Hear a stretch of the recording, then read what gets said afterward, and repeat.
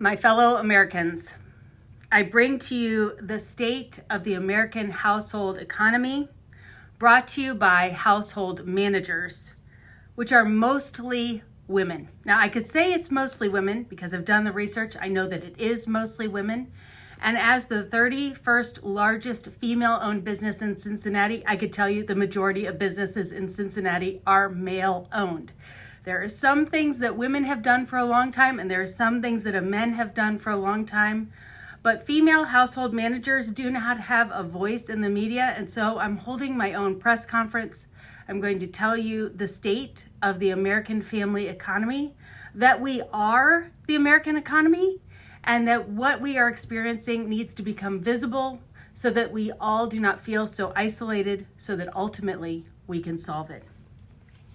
So I started to realize that this was something that needed to be addressed, that needed to have a voice probably last October. But like other household managers and women at the holiday time, I kept shoving it down thinking, there's really nothing going on, Lisa.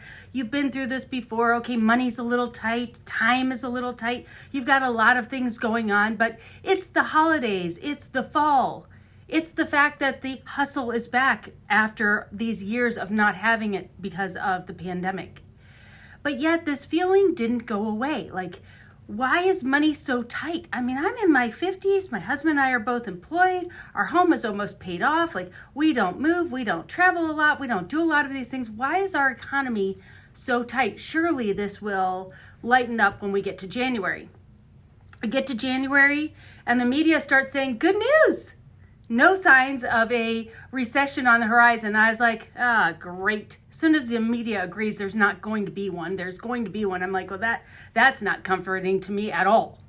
And I'm like, and my personal family economy is not doing as well as it usually does. It gets tight in November, December, and then January it cut back a little bit and the boat rises back up again. Wasn't rising back up again. And I was like, I wonder if it's just me.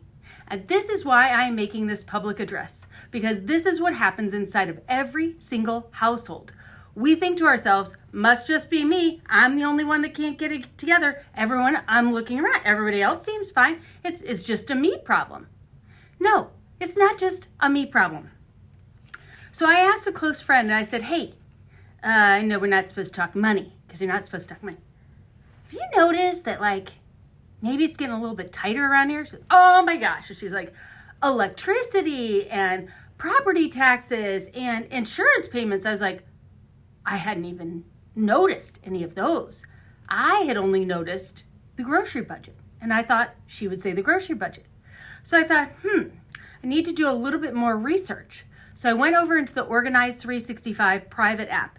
We created a private app 2 years ago at great expense. And I am so glad we did, because you can ask questions like this in there and they're not out on the World Wide Web. Like, no one knows I'm even asking this question, and everyone who gives me their feedback, no one can read their feedback. So it's not like I'm saying, hey, how's it going? And you're putting on Facebook or TikTok, we're drowning. And then your mother-in-law calls you because you're drowning. You know what I mean? It's kind of a little private. And here are the things that they said that they were struggling with. And I was like, whoa.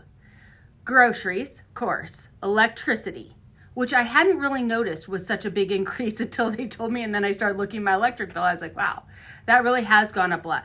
Property taxes have gone up in the last couple of years. Homeowners insurance, especially if you live in a southern or a coastal state. Here in Ohio, we haven't really seen our property or our homeowners insurance go up. But if you live in any of these areas where you get floods and hurricanes and all of those, you have seen your insurance go up, or you're uninsurable, which is a whole other issue. Rent is going up insanely high. And if you decide to get out of renting or a leasing type arrangement in order to buy something, you have to pay high taxes on, or a high percentage on whatever you end up buying, which we did that with our son's condo. Service providers are going up. One that I forgot about, but definitely has been hitting my pocketbook, is this insanity of tipping that is going on in the United States. First of all, you should know, in other countries, they don't even do tipping at all. Like, they don't even do it at all. And now we're supposed to tip in the United States for everything and anything. And when you don't you just feel like a big old heel? Like, really? You're going to buy your latte but not give another dollar tip? And I'm like, oh my gosh, the latte costs a fortune. Why do I have to give the dollar tip? Like, and it's not just there, it's everywhere. This constant pervasiveness of give more, do more, and it's so visible. Like, if you don't do it, like, oh, you think you can't tip, like, so you kind of have to do it. You want to do it, but you kind of have to do it. The cost of healthcare, always going up, a unique to America experience because we are a capitalist society, which I'll get back to in a minute. Entertainment. We subscribe to every streaming service there is, and also we still have cable, full cable. Like, our entertainment budget is crazy. But of course, all we do, Greg and I, we have lived in the same house since the year after we got married. We've lived in this house for 28 years. We don't travel very much, although we're going to start. We don't go out and do a lot of entertaining things. We don't go on dates. Like, we go to work, we come home. Our discretionary money goes on my Amazon purchases, Greg's food purchases, and our ridiculous entertainment budget as far as streaming services. Household products of all kinds have gone up. And I don't know where, I am not an economist. I often will say I have Lisa math. I don't have like real math. And I play this shell game with our money. And Craig's like, how's the shell game going? I'm like, not good right now. It's really not good. I'm having to move the shells a lot around here. But, you know, as a household manager, that's what I've always done. I've always played the shell game with our money. So you hear these economists and you hear this talk of inflation going up 10%, 25%. Okay, now it's down 18%. I don't know how this works in like banks and like apparently real world, but I could tell you how it works in a household. I for sure know. I know for a fact. I mean, I could sit there and do the math, but I don't have time for this. The amount that I spend on groceries is 100% more than it was before the pandemic. So I don't know how you're doing math and how things are going up and what percentage is going up and going down and quarter over quarter and week over week, or where you're getting your statistics from, economists. But if you economists think about your own household purchasing power at the grocery store, it's 50% of what it was 4 years ago. And also, we've got shrinkflation, which means the packages are smaller and or the number of units inside the package is smaller. So it's even more than that. The math is terrible. So, all of that to say, we've got this paradox going on right now in that our personal 401k is doing great. And our personal household property value is also amazing. Like, if we sold our house, we'd have so much money. Of course, then we'd have to have a place to live. So it doesn't no good right now. Like, having your 401k go up, having your house go up, yes, we definitely, like, we're investors. We want to have that kind of stuff go up, but it does nothing in our day-to-day finances. And here's what I want you to know. I want you, as a human in the United States, to feel seen. We, you and me, are 78% of the American GDP. Do you know what that means? It means that for the American economy to do well, we have to be doing well. The American economy is dependent on our spending. I've known this for a long time. Greg gets all over me about my Amazon purchases. And I'm like, look, if I don't spend money, the economy doesn't do well. I am doing my part to grow the American economy. And it's the truth. It is the truth. All of the money you're going to spend on this President's Day weekend will flow through businesses, but it is the American economy. This is the American economy. Do you know what the other part of the American economy is? Government spending. Where do you think the government gets their money from? Us. They get it from us. It is all from us. It is our going to work every day and putting in a good day's work for our employer that creates something that they put into the marketplace that we buy. And when we buy it, we pay taxes that go to the government. And they use that money, and they use the money from our paycheck to fund other things that they give back to us. It is all us, you guys. It is all us. And we use all these, and the only people that are not being heard in this whole conversation are the household managers. And the household managers hold the purse strings of the entire American economy. We do. So I want to take you back through, this is the 5th time in my adult life. I'm about to turn 52. This is the 5th time in my adult life where I've had this reckoning with my own personal finances where I'm like, okay, so if I keep doing what I'm doing here, our personal family isn't going to make it. Or in our case now, I mean, we almost own our home, so we're going to be fine, but we won't be able to do the things we want to do, like traveling and taking care of our grandchild and, doing some fun things with our family and generally enjoying our life. Like we're in our 50s. We want to enjoy our life. And when we enjoy our life, the American economy does better. So I'm thinking back to previous times, and hopefully in one of these times you'll hear your story and understand where the actual problem comes from. And don't worry, I'm not a politician, so at the end I actually have something that is going to help all of us. So the first one was 2004 to 2005. We had been married 10 years. We had 2 children at that time. They were 4 and 5 years old, and they had a whole bunch of medical diagnoses. And when you have a 4 and a 5-year-old that are getting a whole bunch of medical diagnoses, nobody knows what it is. Just FYI, if you're like in that, what is the actual name of what is going on with my child? All you know is, here's the plumb line of normal, which doesn't exist, by the way. Here's how my child is behaving, acting, whatever's happening at school or medically. How are we going to figure out what this is? You don't actually know what it is until the child gets older, like to get an actual diagnosis, unless it's something like Down syndrome. You know it's Down syndrome because you can find the chromosome that is responsible for that. But if it's learning disabilities, ADHD, autism, mood disorders, like any of those things, those are all neurological. It takes much longer to actually get the name of what it is. So in 2004 to 2005, we just had a bunch of non-typical behaviors, trying to figure out what are we going to do with these non-typical behaviors. So I went to 110 doctor's appointments in 12 months. And this is the beginning of experiencing invisible work that took me out of the game and lowered my ability to do a lot because I was spending so much time chasing my tail. And at home, we have a lot of invisible work that has not been made visible. Doctor's appointments for a parent who is taking a child take 3 to 4 hours each. Doctor's appointments for you as an adult take, an hour. You drive there, you have the doctor's appointment, you go back to work, you go back home. If you have a child, you have to go to school, get the child, take them to the doctor's appointment, have the doctor's appointment, take them back to school, and then do it. So 110 doctor's appointments means there were 110 half days that I needed in order to facilitate this, which is great because as a stay-at-home mom, not a problem. I did that. And we were getting all these random diagnoses, like neurological, whatever, with no answers, no treatment plans, no nothing. So I heard about this little thing called a gluten-free, casein-free diet. It's a big thing now. It wasn't a big thing in 2004, 2005.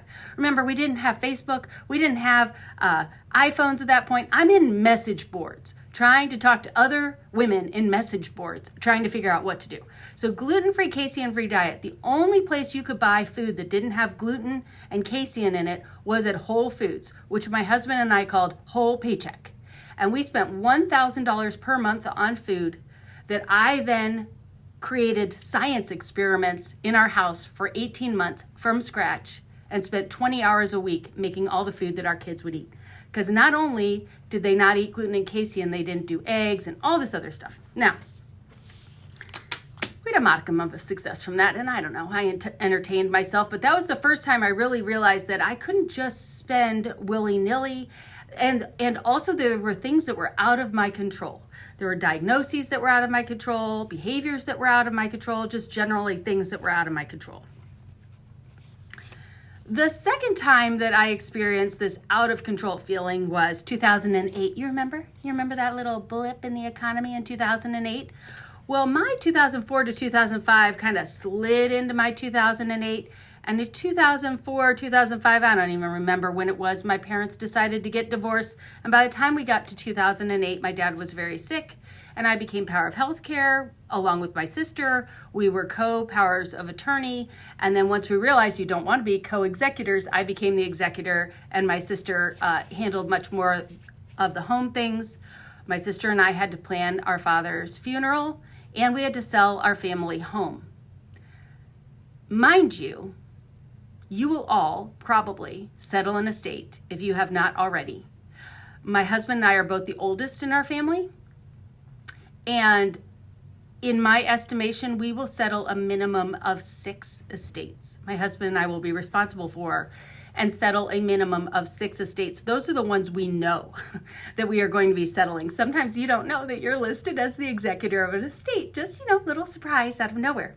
And it is so rude because your entire life that you're already doing does not stop spinning while you have to also do this other completely full-time job. So 2008, 2009, my father is sick, he passes away. We end up doing the estate. In addition to trying to survive that downturn and recession, in addition to the direct sales company I was a big part of went bankrupt, in addition to the kids' medical needs, in addition to just being a human, right? So we've got all of that going on. And again, this invisible work of settling a estate, caring for someone who has a medical condition, selling your family home, most of that was invisible to everyone around me because it was all mental work I was doing, and I was doing it remotely from 4 hours away. The next time I experienced this was 2011 into 2012 when I started this company, Organize 365. I continued down my downward trajectory from 2004 to 2008 to 2011. I just kept sliding down into the bottom of this pit of the despair. In December of 2011 was when I finally said, that is enough. I will be sliding no more.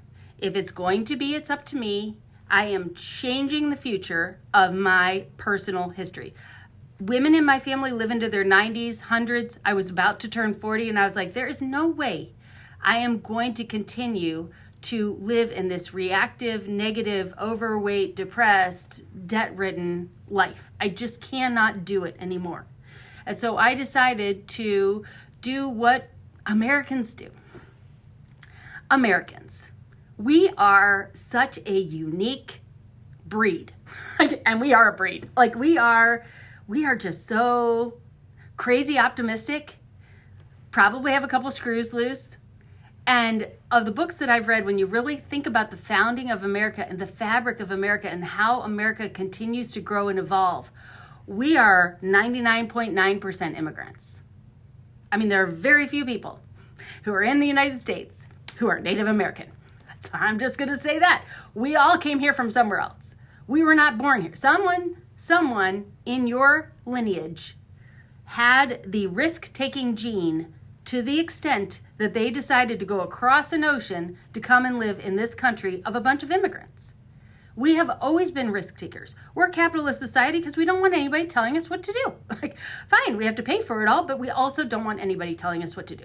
We like to do what we like to do because we like to do it.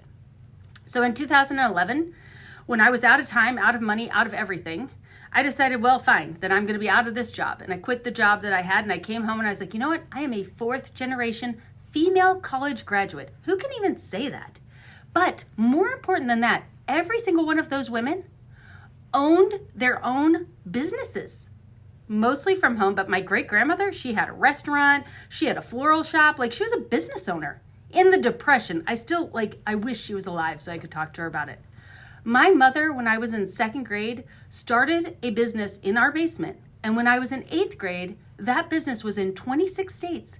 I traveled with her to to Pennsylvania, went to the Hershey factory, thought it was a field trip we were going on. No, we were staying with the woman who was buying her company. She sold her company.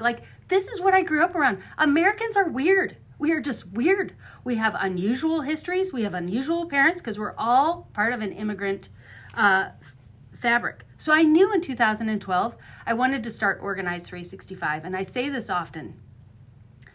At the time, I had absolutely no idea what I was going to do, what it was going to become, how I was going to make an income at all. I just wanted to make $500 a week in order to replace my teaching salary at the time. But I knew in my bones that I was meant to do this for the rest of my life. I knew I could talk about organizing for the rest of my life. I had no idea what that would turn into. And I also knew that eventually it would not just be me. And so I speak for American household managers everywhere today as one of you, and that you are part of this Organized 365 story because you are part of the economy that America is built on. And the thing that I have noticed, I'm getting my PhD now because I'm a crazy American and nobody told me I can't. So I'm getting my PhD right now. And I am getting my PhD because there are systems and KPIs and processes inside of government, inside of corporations, inside of schools, but not inside of households. And yet the household is the American economy. But we don't have anything that is shoring us up, that is giving us what we need in order to be great managers and CEOs and COOs of our house. That's why I thought, okay, great. Then when was it that we had these systems and structures put in place? It's only been, you guys, like 120 years. And you know where it came from? Manufacturing, supply chains, and, productivity. Being productive, being able to do more with less, being more profitable came from the Industrial Revolution. And that's when we started putting systems and processes in place. Okay, so the fourth time that I ended up in this same situation was 2020. We're not even going to talk about 2020 right now. We don't have that kind of time. But what I will say, and I recognized it as it was happening, that experience, as painful as it was a game changer, because we all around the world collectively experienced one thing at the same time. And that unifying experience, I believe we are going to take with us for the rest of our lives. The fact that we all experienced that immense amount of uncertainty and fear at one time, and then also like within instance, think about the companies you were following, the state you were a part of, the government that you were part of at that time, the action that was immediately taken. I will say the best thing that came out of that experience was the recognition of the American federal government that if they did not support small businesses, it would all be over. That small businesses rose to their proper place inside of the American society, and that it was, more than 50% of businesses in the United States are small businesses. And the fact that was recognized almost instantaneously was a huge win. And I think that the perspective of, the big, huge corporations equated to small businesses was great. Now I want to take that a step further, and we need to think about households, because every single person is part of a household. You are part of a business, or someone in your family is employed. And when you are at work, you're thinking about the benefit of that business because that's where you get your livelihood. That's where you get your paycheck from. And yet, you are who is being marketed to. Whatever product or service that you are creating or delivering, you as the American consumer are funding that through your tax dollars or through your consumer purchases. So once you start thinking of it through the consumer, as I was thinking about this morning, I was like, this is either going to go really well or this is going to go really bad, because I may be making visible too many things right now. I'm a thinker. I think about things a lot. But I think that once you make things visible, then you can eliminate them if they're unnecessary, and you could deal with them if they need to be dealt with. So if I recap now, 2004 to 2005, the cost of food was putting my husband and I under, and it was all related to a medical need. Side note, the number one reason that American families declare bankruptcy is because of a medical condition or a medical need. Medical is what put people in bankruptcy, families. Second, 2008 to 2009, it was my family roles, responsibilities, and the invisible work related to what you want to be doing in a family, caring for family members who are sick, and ultimately celebrating their lives when they have passed. Like, that is essential. That is what I want to do as a human, as part of my family. But also the work is very much visible for the person doing it, but invisible for everyone else around them. 2011 to 2012 was when I realized that I needed to be part of the solution as a business owner and not part of the problem as just being reactive and waiting for someone to come and rescue me, because newsflash, no one was coming. And in 2020, we all realized how little control we all have. And yet, in 2020, what did we all do? Some of us cleaned out our houses, and some of us put up big signs, hanging them up in New York City saying, I don't care how long you make me stay here, I'm not cleaning my bedroom. And a lot of us found our kitchens again. Not me, but some of you. Banana bread and finding yeast and baking again and going back to roots. So today, I'm going to take us back to that kitchen, because the kitchen is where you can immediately change the productivity and profitability of your business. But business being your household business. But the only way you can do that is through planning. Here's what happens. We get so overwhelmed as household managers because there are 800,000 million trillion, that's the exact number, I counted them, things that we need to do every day, every week, every month, every year. Like, we are where the holidays come from. We just had Valentine's Day, a fake made up holiday, and we went all out on this thing. Like, we just put more and more and more and more on ourselves to do, right? But if you want to change your family economy, you have to stop, and you have to plan, and then you have to enact that plan. Because otherwise, you're just going to keep running on this hamster wheel or running on this treadmill to nowhere. Like, there are enough things on your to-do list that you can keep yourself busy and never stop and never wrestle with this for the rest of your life. You just can if you want to.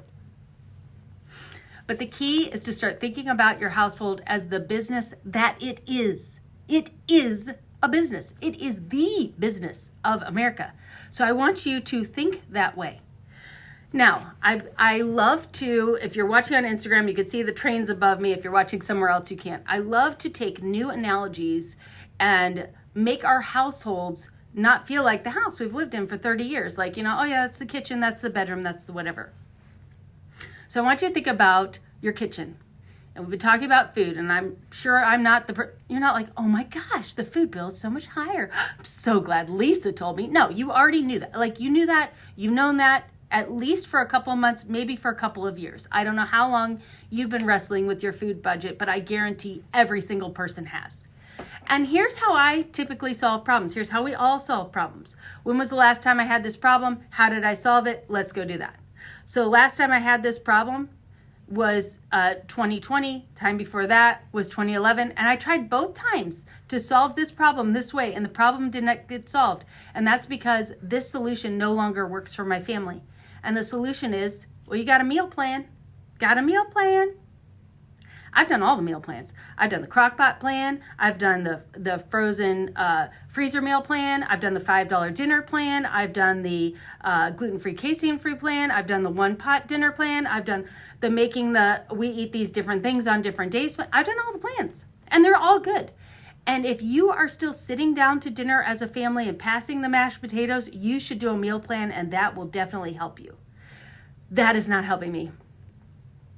I sat down in October, in November, in December, and January with my household family, and I was like, we are going to have a meal plan. And I made one. And you know what happened? We bought more groceries, and we ate less that week. You know why? We don't eat family dinner anymore. I said it. We don't sit at a table and pass the mashed potatoes anymore. We don't. And a lot of you don't either. And so we're trying to solve what worked for me as a stay-at-home mom with little kids, today's problem. That's not how my kitchen functions. Now, side note, on Sunday, it's like an episode of Blue Bloods. I mean, we've got alcohol, and we have, desserts, and we have appetizers and prime rib or fillets. I mean, it's like you've walked into a 5-star restaurant, and my husband never makes the same thing twice. It's always a brand new recipe, and it costs a lot of money. So every time I've sat down to meal plan with my family, we have one meal per week where we sit down at the table. And sometimes it's every other week. And I have harped on him, and I've been like, you've got to get the cost of this Sunday dinner down. Do you see how much this is costing us? It's so much money. You need to bring it down. Wrong answer.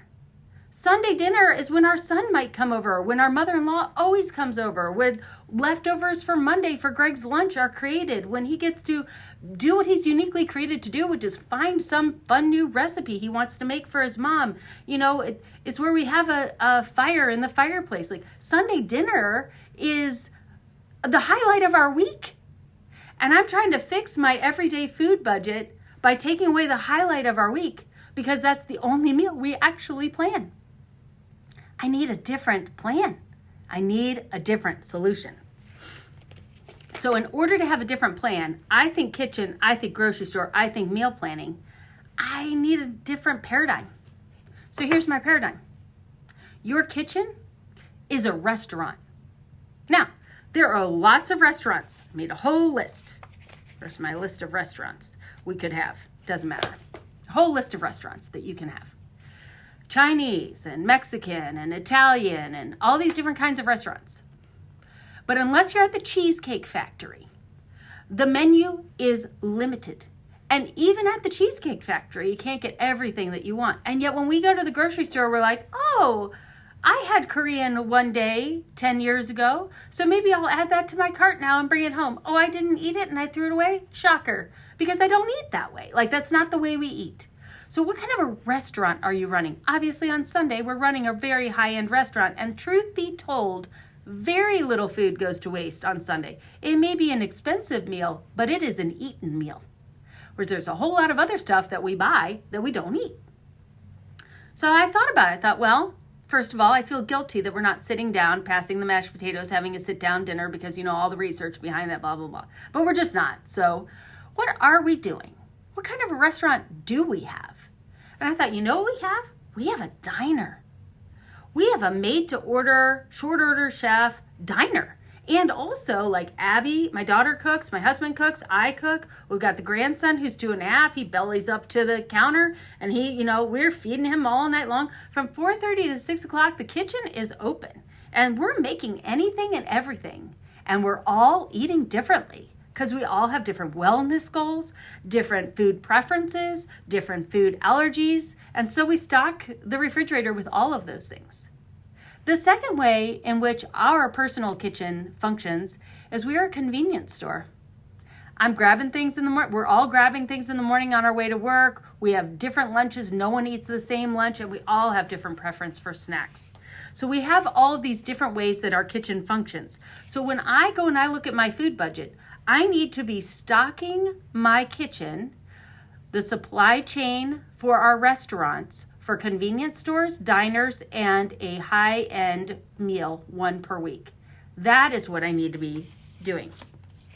So I created a new Kitchen Productivity and Profitability Blitz. We'll be doing this March 4th through the 8th. You can go to Organize 365 right now. Sign up. You'll get the printables right away. And I'm going to walk you through the process in 5 days of changing your mindset from how do we do meal planning and grocery shopping to how do we actually use this kitchen? What restaurants do we have? And then what does each person need? So once you figure out what people like and don't like, this is an all skate, you guys. I'm old.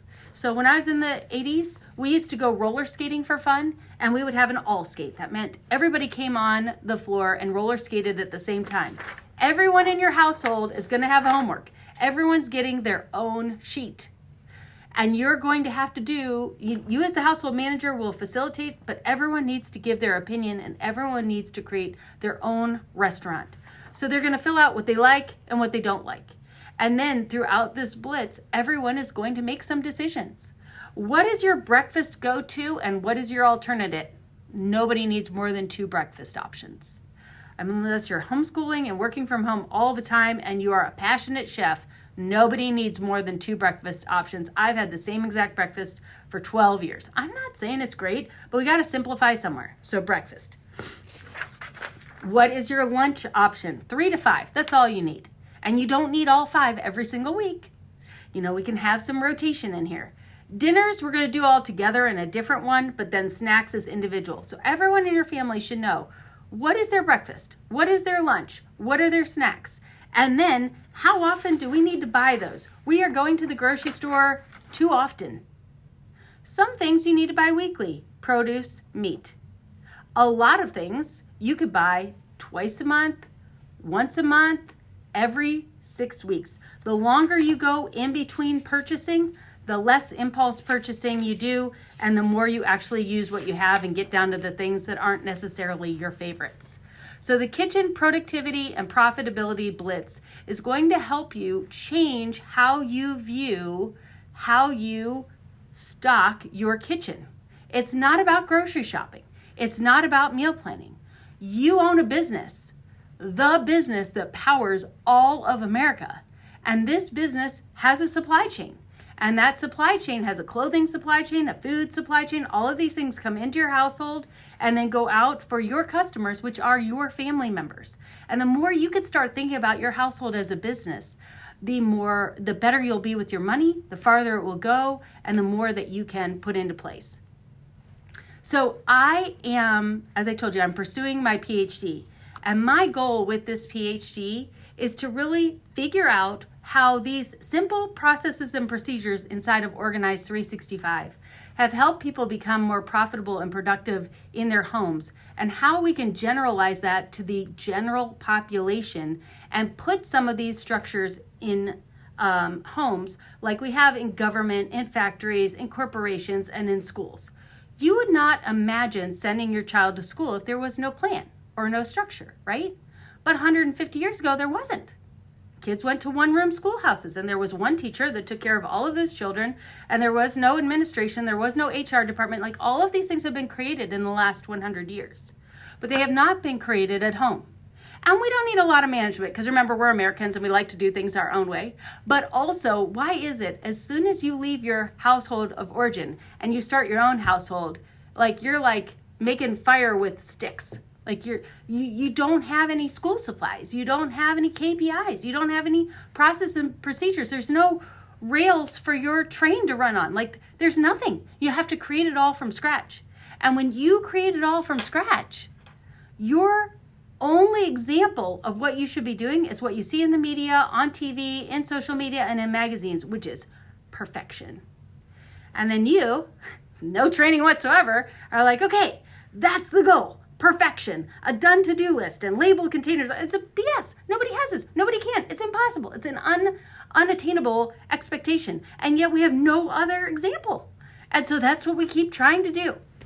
So that's what I'm trying to do in my PhD, is to, make visible what's actually happening inside of these households. We are drowning over here. Hello? And you are just throwing more water into our boat and going, they'll figure it out. The household will figure it out. They're not allowed to go bankrupt. Like, what are you going to do? Fire your staff? They're your family. And also, if you do, like a divorce, you just have more complexity, more money, more problems. Like, there's no getting out of it. This is your life. You're not allowed to quit this job and start another job. No, like, this is the one you're in.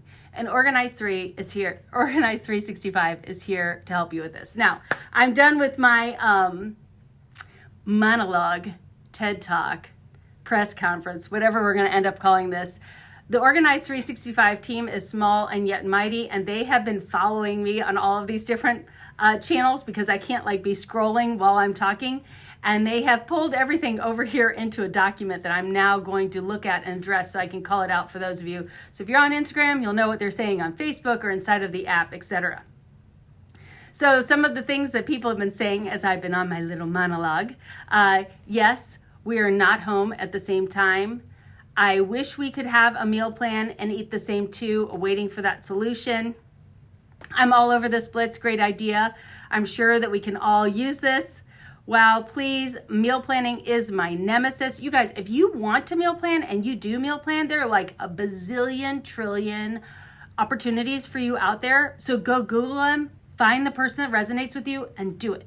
What I find is when the programs out there don't work, like for example, Organize 365 used to make a planner. We don't anymore, because there are thousands of planner companies. You can find the exact planner that you want. However, very few people actually teach you how to plan. So Organize 365 is a school. Like, we teach you how to plan, but you can use any planner. I'm going to teach you how to think about your kitchen as a restaurant, but you can use any meal planning service, whether it's a paid, prepared one or an online blogger or podcaster that you want to follow. Like, you can find the person that will help you, but you first need to reorient your brain around the fact that it's not just about meal planning. It's not just about having a planner. It's about being able to plan and being able to see your kitchen as it is functioning now, not how it used to function or how you wish it would function. Thank goodness. How do you do this, Lisa? I've been struggling with this for the past few weeks.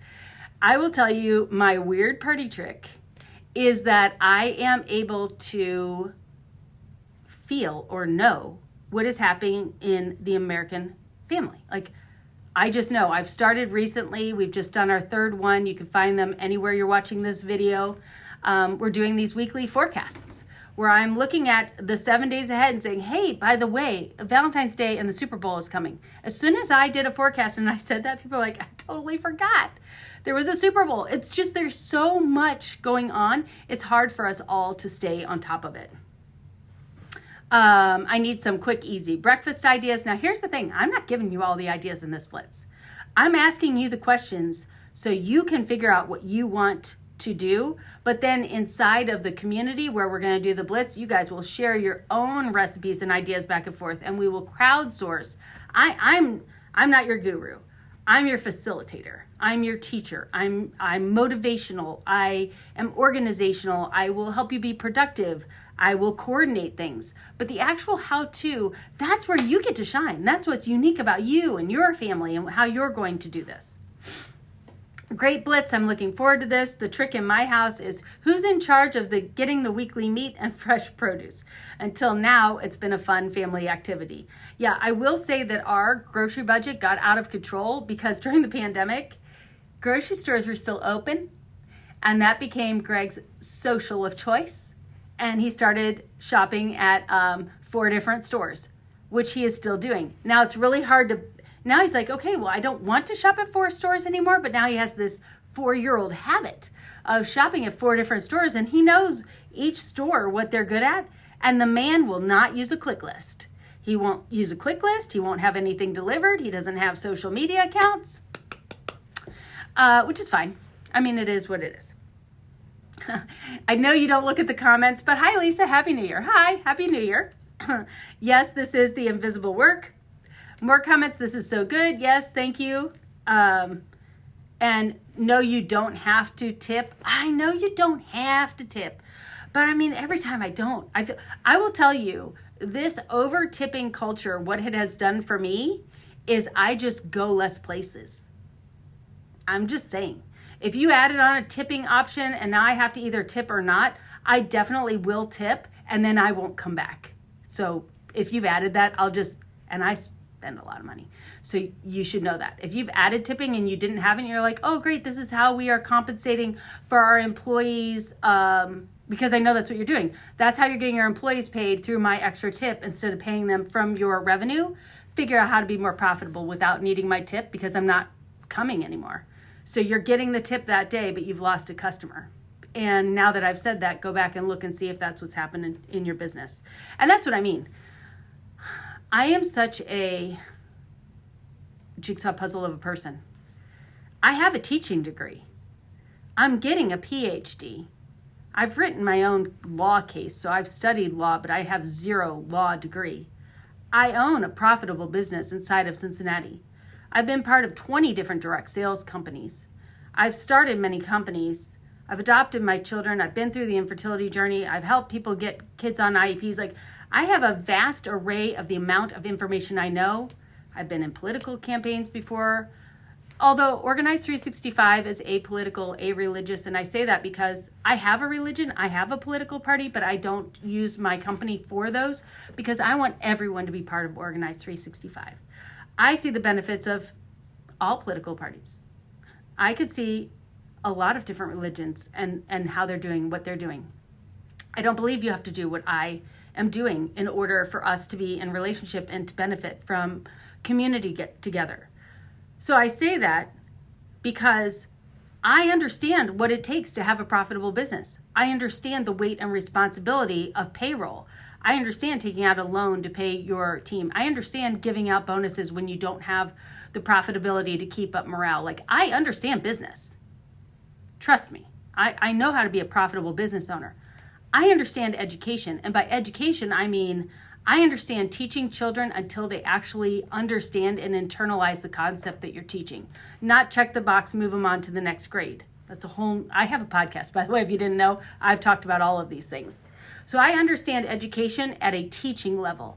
I understand business at a profitability level. And I pull that knowledge and that understanding into our household economy. And that's why I say what you think is working in business, this tipping thing, I'm telling you how the homeowner is viewing it. We're going to do it, and then we're not coming back. So if you can start thinking about how you are spending money, I will often say to the team, I'm like, you know what? And we just stopped sending emails cold turkey about a month ago. Now we just send one a week. And we used to send, 15 a week. It was ridiculous. So many emails. I said, nobody's reading emails anymore. I'm not. Are you reading? I asked the team, you reading? Nobody's reading emails, not reading emails? Great. We're going to stop sending them. Nobody's reading emails anymore. And yet emails are what brought us through the pandemic. They're what grew our company, was because we were so good at email marketing. If you're still doing email marketing, it's not working anymore. Check it. It's not. Because I know what we're doing. You know what I'm doing? Buying off of Instagram, stuff I don't even need. By the time it gets here, I'm like, I bought this, I don't even remember buying it. It's terrible, but it is working. I'm not selling that way yet, but I am noticing my own behavior. Notice your own behavior and then apply that into business. Okay,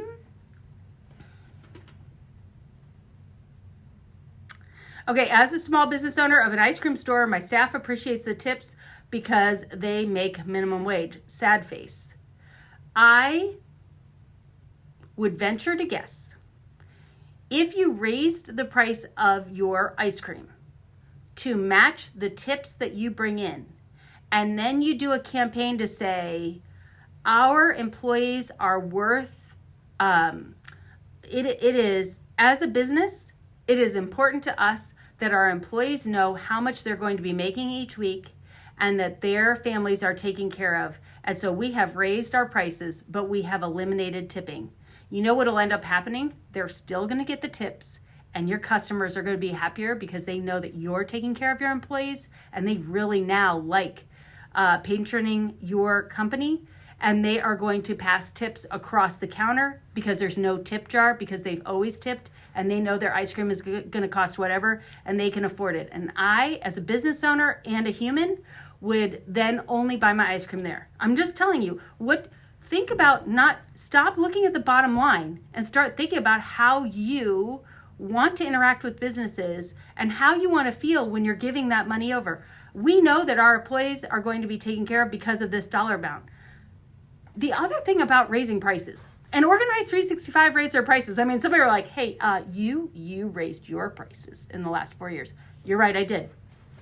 Because our physical products were made 6 years ago. We had never raised our product prices. When I started selling those products, we were selling them from my home. I now have a warehouse. I have an HR manager. We have a team. We have inventory. We didn't have any of those things 6 years ago. It was time to raise our prices. And also, there's a lot more you get in Organized 365 than just the actual physical product. But getting the physical product was harder. It was time to raise our prices. So we did. I'm not saying not to raise prices if you are a business owner. But there needs to be a reason behind it. It can't just be because everybody is doing it. And if your ice cream is priced below what it needs to be priced at in order for your employees to make what they need to make, then your ice cream needs to go up in price. And when you raise prices, and this did happen here, you will lose customers. You won't get the same number of customers. That's absolutely true. But when you do the math, there is a tipping point where it makes sense. And then you also, as the business owner, will know, I don't have to worry about if people tip or don't tip. Because if they don't tip, and then your customers or your employees don't have enough money because it was a low tip day or a low volume day, how do you feel inside? You feel like crap. Because business owners are about profitability, but they're also humans. They're not robots. They care about their employees, and they want people to do business with them because we're all just playing business because we really like it. It's really fun. And when business isn't fun and it becomes a job, then you probably shouldn't be the business owner anymore. So I think that we are, I don't think I could do a whole nother State of the Union on this. I don't think there is enough good information out there for actual small business owners who are growing businesses profitably. Plenty of information about how to start and grow a corporation. A bazillion, trillion, million resources for the unicorn thing where you're going to start something and sell it for $1 trillion and become Elon Musk. First of all, it's not going to happen to almost anybody. And secondly, all the resources are focused on that and venture-backed and all that. Most companies in the United States, and I'm listening to the history of Macy's, the history of Hershey's Chocolate and Business Wars. It's a Wondery podcast. It's so great. These businesses, all these business owners, starter of Macy's, 4 failed attempts before he started Macy's. Like, the business owners fail and fail and fail, and then they get product market fit, and then they start to grow. And you know what we don't have? Any resources whatsoever. There are some resources to get you started in business, to hire your first person, amount of resources to get you to 1 million. Once you're a $1 million business owner, nothing. You got nothing. Nobody to talk to, no resources, no courses. You're on your own. Like, you want to talk about being isolated, you're on your own. And you know what I finally decided? I don't care, because I'm not going to do business the way it was done anyway. I'm going to do it how a female would do it. I'm going to do it how a school teacher would do it. I'm going to do it how a homeowner would do it, which is definitely different than everybody else is doing it. But it is hard. It is hard being a business owner because there aren't enough outlets for it. I was thinking about it the other day. I was like, I should start that. Not yet. I'm not starting that yet. But I'm going to work till I'm 80 because Martha Stewart's 80 and Dan Sullivan's 78, I think. And they're still going strong. So, I've got 28 more years in me, so maybe I'll do that. But when you are that small business owner and you don't have anybody to ask yourself. There is a way. There is always, always, always a way as a business owner to have a win-win-win-win. It should be a win for you as the owner of the business. It should be a win for you as an employee of the business. It should be a win for your employees of the business. It should be a win for your customer. And it should be a win for your mission, vision, and values. And if you don't get 5 wins across the board, keep thinking, because you will come up with the right answer. If you have win-win, loss, win-win, don't do it. Just wait until you have 5 wins. You'll do less things, but the things you do will resonate so deeply with your customers and with your audience that you'll have more opportunities to do more. So you can do it. Everybody can do it. I love if it's going to be, it's up to me. And that is not originally mine. When I was in 8th grade, my mom bought me a DVD set. I come from a long line of nerds. And it was, where there's a will, there's an A. I had to watch this video over and over and over again. I was diagnosed with dyslexia later, recently diagnosed with ADHD, both of which would be why I did not get straight A's as a student, but my mother was a straight A student. And so she was like, you're going to be straight A. So I had to watch this, if it's going to be, it's up to me. Where there's a will, there's an A. Like, it was all in that tape, but I don't know who that person was, but that's where I got that saying. So that's where that comes from. Ever since you reviewed the book, The Secret History of Home Economics, I've been trying to think about my home as a business. Your insights are brilliant, and I can see how this mindset shift will change how I live. Thank you. That is such a great book, The Secret History of Home Economics. I just referred it to someone else the other day. I do have a podcast reviewing that as well, but it's a great listen. Eye-opening of how home economics was the science field. It was the way women actually got a college degree. Truth be told, my great-grandmother had a teaching degree because you could only get a teaching degree when she graduated. She never did teach. She's the one that owned the floral store and the restaurant and all that. My grandmother got a home economics degree. My mother got a degree in art, and I actually got a family and consumer sciences degree from Miami University, but it translated to an early childhood and elementary education degree. Great to see you, Lisa. Interesting takes on the issues of the times. Well, if you're new, I have a podcast, and I've been podcasting for 9.5 years, at least one, usually 2 episodes a week, so obviously not lacking for words. I just thought I would try this as like a State of the Union address, just to see, I don't know, just throwing it out there. Good morning. We're also feeling the pinch. It's coming from every angle for sure.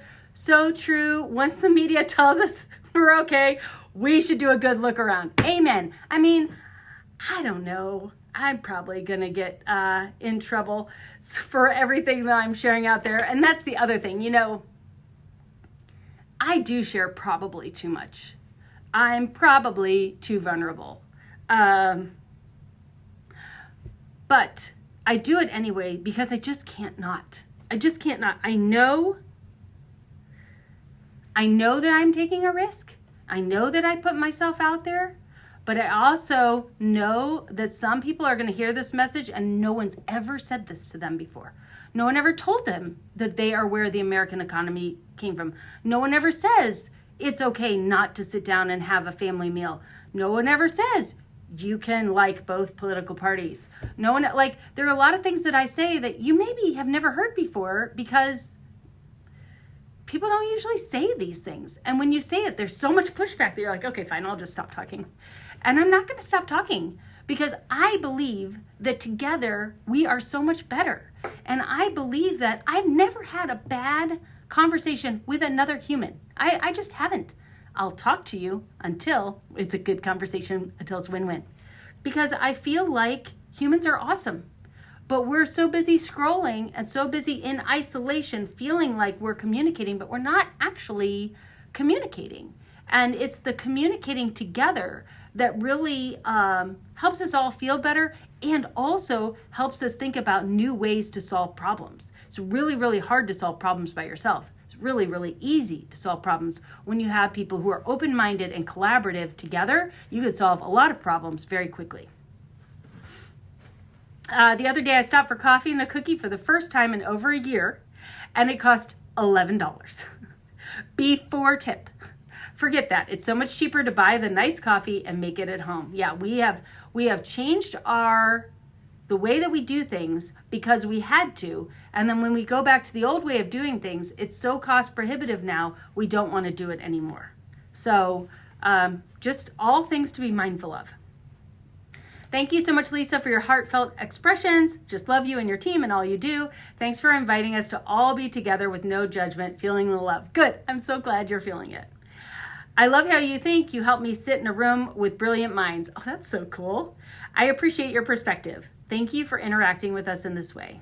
I love the win-win answer, and I love your insights. Really enjoyed the forecast too. Thank you. All right. I could stay on here all day because I just like talking, and I like talking to you. So if you'd like to continue the conversation, whatever platform you're on, actually, we're streaming this on Facebook, and I am never on Facebook. So I will check under the streaming of this, but I'm over on Instagram. It's just happier on Instagram for me. I just like Instagram. I respond to all my own Instagram DMs. If you're inside of the app, you know that whenever I post inside of the app, it is me. No one ever posts as me.